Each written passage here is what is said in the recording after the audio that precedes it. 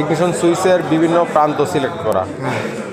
Ignition সিস্টেমে 4টা position আছে, একটা হচ্ছে অ্যাক্সেসরিজ পজিশন, একটা হচ্ছে অফ পজিশন, একটা হচ্ছে ইগনিশন পজিশন, আর একটা হচ্ছে সেলফ স্টার্টার বা স্টার্টিং মোটরের পজিশন। এখন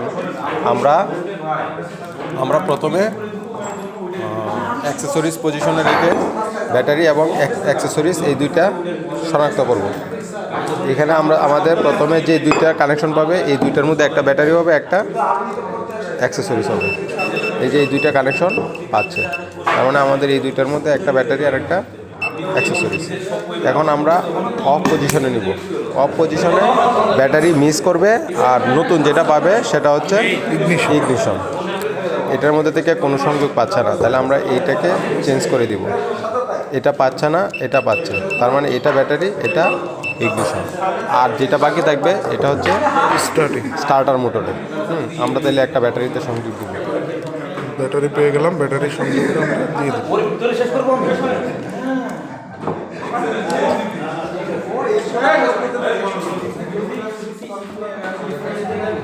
টার্মিনালের সাথে ইগনিশন সুইচের ব্যাটারি সংযোগ দিচ্ছি। ব্যাটারির পজিটিভ প্রান্ত সংযোগ দিচ্ছি। আমরা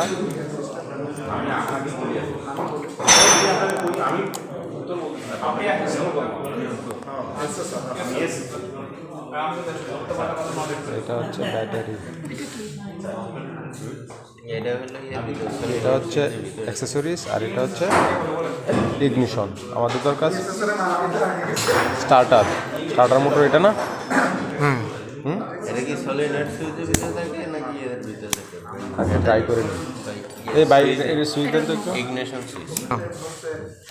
ব্যাটারির থেকে একটা আর একটা স্টার্টারেরটা যাবে স্টার্টার। এটা হচ্ছে ব্যাটারির সাথে লাগবে এখানে। হ্যাঁ, আর হচ্ছে পরীক্ষা চলতেছে।